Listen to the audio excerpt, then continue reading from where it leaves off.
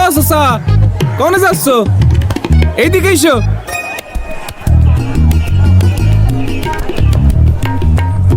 এইটা দেখে এম্বা করছো? না মানে দেখতে জানি কেমন লাগতেছে। আরে এটা তো বডিওল ক্যামেরা, তাই না কোন ভাই? বডিওল না, বডি ওর্ন ক্যামেরা। ওই একই কথা। তা এর যে কি করে? আমি তোমারে বুঝাই, দাঁড়াও। এই যে দিয়ে ভোট কেন্দ্রে কিডা আসতেছে কিডা যাচ্ছে সব রেকর্ডিং হতে থাকবে। আবার ধরো ইলেকশনের দিন কেউ ঝামেলা করতে চাইলো, সাথে সাথে বডি অন ক্যামেরার SOS বাটনটা সব দিলি, তখনই কন্ট্রোল রুমের যে মনিটর আছে সেখানে এই ক্যামেরার ছবি সবার সামনে ভাইসে উঠবি।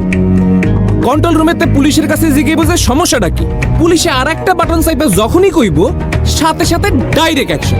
তখনই সশস্ত্র বাহিনী, বিজিবি ও আইন শৃঙ্খলা বাহিনী আইসে এই সন্ত্রাসীগুলারে ধরে যে যে আকাম করব একদম লাল দালানে ঢুকাই দিবে। বুঝিছো ব্যাপারটা? মানে আগের মতো কেউ আকাম করে পার পাবি না। চাচা, আগের দিন কি আর আছে? আমি ডামিয়ার লাইলাতুল ইলেকশনের দিন শেষ। চলো ভোটটা দিয়ে আসি। চলো চলো।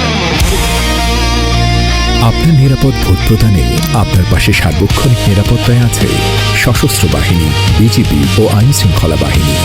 শান্তিপূর্ণ ও সুষ্ঠু ভোট প্রদানে পুলিশ বাহিনীর বডি ওর্ন ক্যামেরা ও ভোট কেন্দ্রের সিসিটিভি ক্যামেরায় সার্বক্ষণিক নজরদারিতে এবং নিরাপত্তার চাদরে বেষ্টিত থাকবে প্রত্যেকটি ভোট কেন্দ্র।